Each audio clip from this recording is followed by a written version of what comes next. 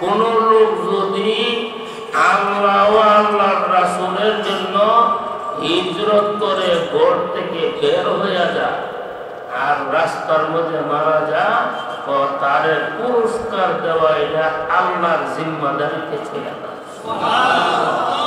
এই লোকটা নিজের বাড়ি ঘর থেকে বের হয়েছিনি, তার একটা পুরস্কার আসেনি তার হাতে, আল্লাহ তার পুরস্কার আমার হাতে চলে আসছে। তখন মাসে তো মাইপাদে আল্লাহর পুত্র আগার জায়গা ওই গ্রামের দিকে আগায় গেছে। তখন ডিক্লার হচ্ছে যে সে জান্নাতি হয়ে গেছে। আমরা যার যার গুনার লাগে আল্লাহর কাছে সবসময় ক্ষমা চাইতেইব, আশা রাখতেইব, নিরাশ হওয়া নিরাশ হওয়া কাফিরের কাজ। বারবার বলতেছি, নিরাশ হওয়া কার কাজ? কাফিরের কাজ। আর আশা রাখুন মুমিনের কাজ। আল্লাহ আমি তো বড় ডিক্লার ইন্নাল্লাহা গাফুরুর রহিম ওয়া কাতিলুহুম হাত্তা লা তাকুনা ফিতনাতুন ওয়া ইয়াকুনাদ দীন ওয়া ইয়াকুনাদ দীনু লিল্লাহ। সাহাবাদের মনে একটা আশঙ্কা ঢুকছিল যে আমরা জিলকদ মাসে তো উমরা কাজা করবার লাগি যাইতেছি, মক্কার কাফিররা যে এরা চুক্তি করছে, এরা তো বেঈমান, এরা চুক্তির উপরে থাকবে না, আমাদের উপরে আক্রমণ করবে। আমরা এই হারাম মাসের মধ্যে আক্রমণ করবো কেন? তখন আল্লাহ বলছে হেরেম শরীরের ভিতরে আবার আক্রমণ করবো। তখন আল্লাহ বলছে কাতিলুহুম, এ মুসলমানের দল, এরা যদি যুদ্ধ করার জন্য আসে আমি আল্লাহ অর্ডার দিলাম তোমরাও যুদ্ধ করো, যুদ্ধ করার সাথে কাতিলুহুম, লড়াই করো, যুদ্ধ করো, জিহাদ করো। কতক্ষণ করবা? হাত্তা লা তাকুনা ফিতনা, যতক্ষণ পর্যন্ত ফিতনা দমন না হয়, অর্থাৎ তারা শিরিক না ছাড়ে, কুফরি না ছাড়ে, ততক্ষণ পর্যন্ত তোমরা লড়াই করতে থাকো। হয়তো তারা শিরিক ছাইরা মুসলমান হবে, আর নাইলে তোমরা তলোয়ারের তলে তারা নিহিত হবে।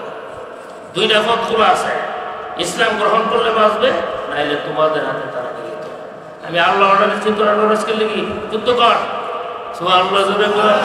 আচ্ছা হালাল হারাম করণের মালিক কেডা? হেরা বুঝি হারাম মাস আইব, হেরাম শরীর যুদ্ধ করবার লাগিয়ে, আর তোমরা শরীর ফাইটা দিবা, তোমরা মারত না, না তোমরাও করো। ওনার মনের মধ্যে কোনো সংকোচ থাকবো?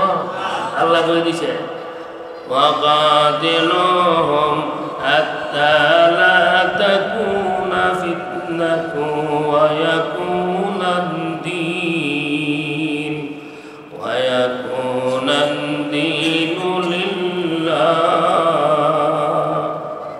আল্লাহর জন্য দ্বীন প্রতিষ্ঠা হওয়ার আগ পর্যন্ত, অর্থাৎ তোমরা যারা যুদ্ধ করবা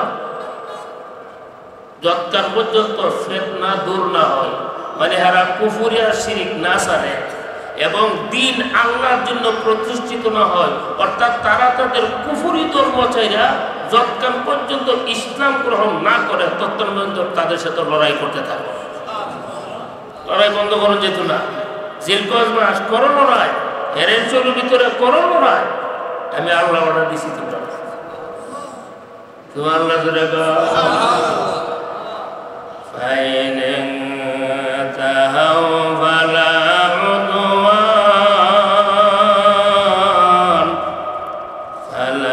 عدوان إلا على الظالمين। যদি তারা কুফরি থেকে, শিরিক থেকে, যুদ্ধ থেকে বিরত হয়, মুসলমান হয়, তাদের উপরে আর জবরদস্তি পরে এটা সমস্ত ওলামায়ে কেরাম ঐক্যমত হয়ে এটাকে মঞ্চুব করে দিয়েছে। এই 4 মাসও যুদ্ধ করার অনুমতি আছে। তবে নিজের থেকে আগে বেড়ে যুদ্ধ করতে পারে। কাফিররা যদি যুদ্ধ করার জন্য আসে তাহলে প্রতিরোধ হিসাবে যুদ্ধ করন। এই 4 মাসে নিজের থেকে অগ্রসরে যুদ্ধ করবার লাগে যাইতে নাই। এরা যদি আসে তেউলে যাওয়া ঠিক না?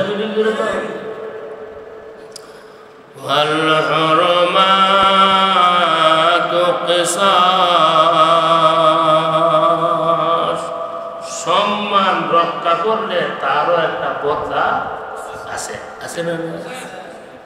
মক্কার হেরেম শরীফ কেমন পবিত্র, সুবহানাল্লাহ।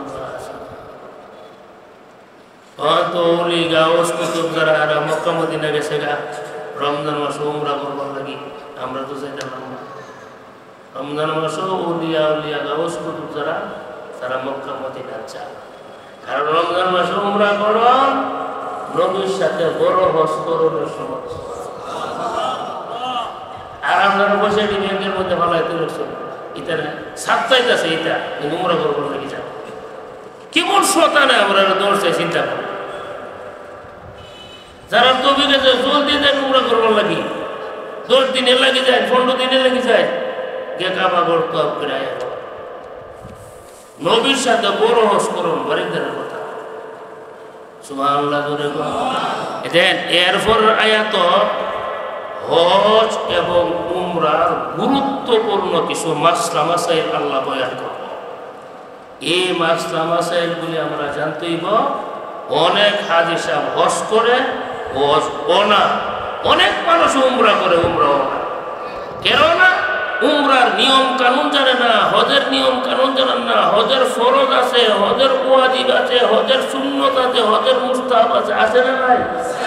উমরার যত ওয়াজিব আছে কি ধরে বলে গেলে আর এইগুলি যদি না দেন না, হুদহুদি যাইতেছে আর আইতেছে, হুদহুদি যাইতেছে। প্রত্যেকটি জিনিস করবার আগে তার নিয়মগুলি জানুন লাগে, জানুন লাগে না? আপনি যদি একটা রিক্সা চালাইবার ইচ্ছা করো, ওয়ানকে চালাইতে পার, আগে কেমনে চালান লাগবে নিয়মটা আরেকজনের কাছে। যদি আরেকজনের কাছে না শিখে রিক্সা চালাইতে পারে, যাত্রী লইয়া ও ডেইলো হরণ লাগবো, হালো হরণ লাগবো, কপাল ভাঙবো, আড়ো ভাঙবো, ঠিক না? যদি যার উপরে হজ ফরজ তার উপরে হজের মাস্তাগুলি শিখন ফরজ। যার উপরে উমরা জরুরি তার জন্য উমরার মাস্তাগুলি জানা জরুরি, ঠিক না? এই যে হাজার হাজার মানুষ উমরা যেতে যাবে জিঙ্গে দিয়া যে তালবিয়া ডাকো, লাব্বাইক আল্লাহুম্মা লাব্বাইক, লাব্বাইক লা শারীকা লাক, লাব্বাইক ইন্নাল হামদা ওয়ান নি'মাতা লাক ওয়াল মুলক লা শারীকা লাক, জীবনে এই দোয়া করতে পারো, কিন্তু উমরা করে বলছে। আর আয়াত হইতা বা ওয়াজ করেছি কি উমরা করলে ওয়াজ জুরে কোনা গেল কইরেছে উমরা কবে তো আমি তো ওয়াজ করেছি, আমি বুঝি কিটা ওহন আমনে ফজরের নামাজের 2 রাত সুন্নত কইরা যদি বাসা থেকে ফরজ না করে গিয়া কোন বড় যাবি ফজর নামাজ করেছি কি বলবো ওই গাদার মসজিদে নামাজ হইতেছে সুন্নত করে গিয়ে পৌঁছ যেত না, তাই ফজর নামাজ করে দি উমরা করে পৌঁছ যেত না, আমি হজ করে আসছি, ঠিক না? মিটিং করে আমরা একবার আছে নাম কইতাম না, নাম বলে আমরা চিনলে তো আমি তো অমুক সালাম হজ করি, আমি যদি দেখেন আপনি কথাটা কইেন না, আপনি হজ করছেন না, আপনি উমরা করছেন। আপনি 1000 বার যদি উমরা করেন আপনার হজ আদায় হবে না, ঠিক না? 1000 বার যদি উমরা করো, আচ্ছা আমরা যদি 100 রাত নফল নামাজ পড়ি, জোহরের নামাজের ফরজ কানা দেব, 200 রাত নফল পড়লে, 2000 বার নফল পড়লে, সারা জীবন নফল পড়লে ফরজ আদায় হইব। তুমি সারা জীবন উমরা করলে ফরজ হজ আদায় হইতো না, ঠিক না? কি ঠিক?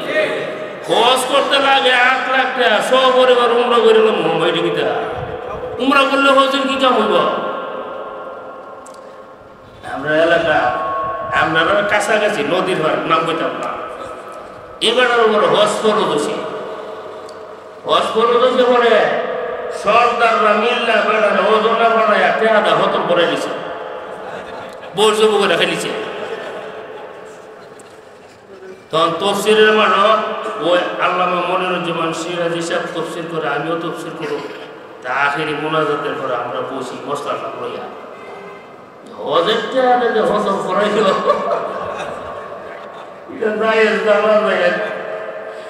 শৈশবদাররাও কইছে হুজুর মশলাটা চাপ হয়ে যাও না, এবারের পর হজ খরচ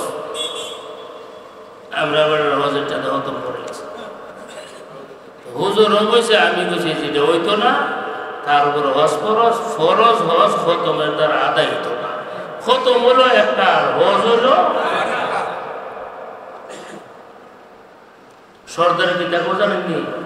সর্দার আমরা বলতেছে হুজুর খতম যে পড়াইছি সোয়াব বলি, আমরা বুঝি সোয়াব। এইবার যে হজ করলো, হজ করলে সোয়াব বললি, আমরা বুঝি বলল আমরা তো একটা সোয়াব লইছে নাউজুবিল্লাহ, বুঝেন না? হজ করলে সোয়াব হলো, খতম পড়াইছি সোয়াব হইছে, তা আমরা তো একটা সোয়াব লইছে। আচ্ছা ইটা বলে শরীয়তের মশলা চলবো? যারা হজ করত যদি হজ না করে মরেন, নবী কইছে হে ইহুদি হইয়া মরক, এর ব্যাপারে আমার কোনো যাই জব নাই। যার উপর হজ করত যদি হজ না করে, নবী বলছে হে ইহুদি হইয়া মরক, খ্রিস্টান হইয়া মরক, বেঈমান হইয়া মরক, কাফির হইয়া মরক, এর ব্যাপারে আমার কোনো দায়িত্ব নাই। নবী কয়ে গেছে 1400 বছর আগে। হজরটা সৌপরিয়ার উমরা করে না বাটফারি শুনাই দেবো, আসরে দিনই বাটফারি,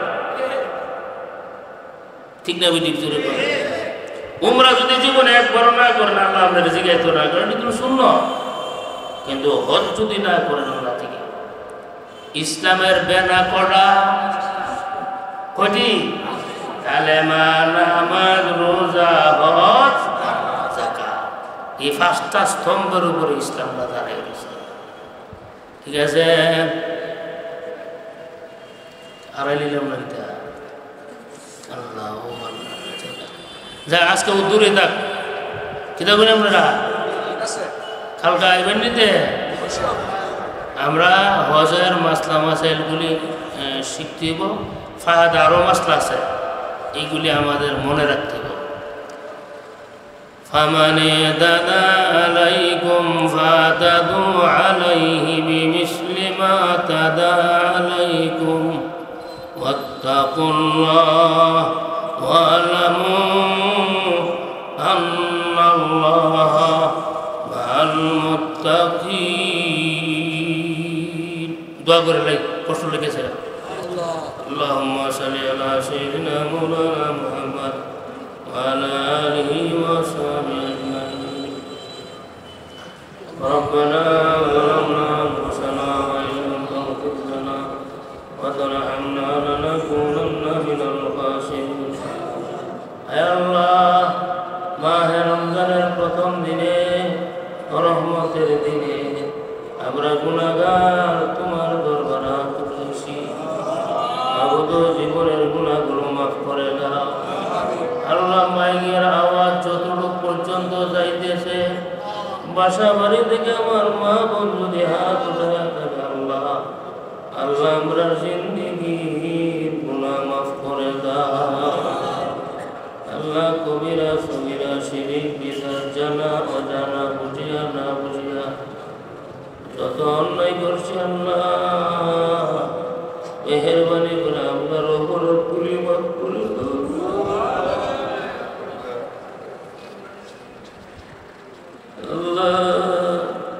তুমি তো 1 বছর বাসায় রাখছো, তুমি তো রমজান পর্যন্ত আমরা সহিষ্ণু হলো। এই রমজানের আগে কত মানুষ বিদায় হয়ে গেছে, এই রমজানের আগে কত মানুষ কবর গেছে। আল্লাহ আল্লাহ রোজা করে রাখার তৌফিক আমরা দান করো। আল্লাহ ইখলাসের সাথে তোমার বন্দী করার তৌফিক দান করো। আল্লাহ আমাদের পক্ষ থেকে অসংখ্য দুরূদ সালাম হাদিয়া বানাইয়া মদিনা মুনাওয়ারা তোমার হাবিবের রওজাতে পৌঁছায়া দাও। আল্লাহ, আমরা নিয়ত করছি মসজিদে প্রতিদিন জোহরের নামাজের পরে আপনার কোরআন সামনে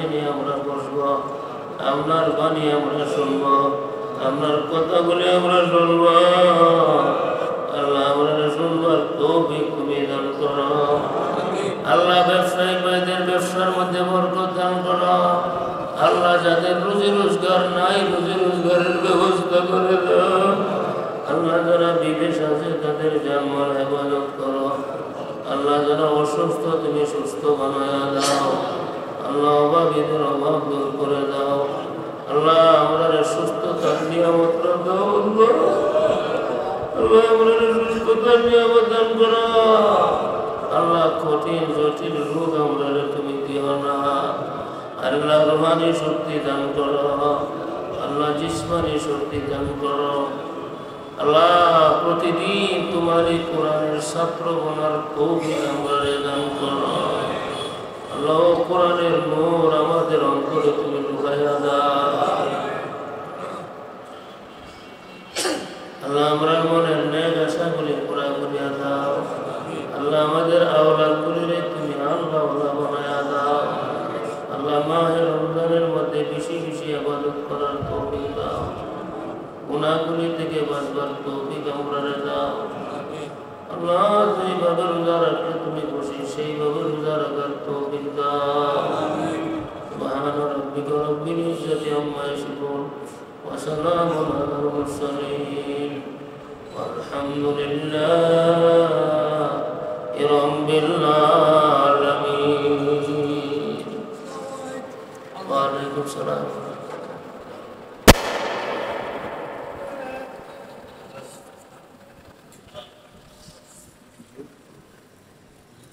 ভালো নেই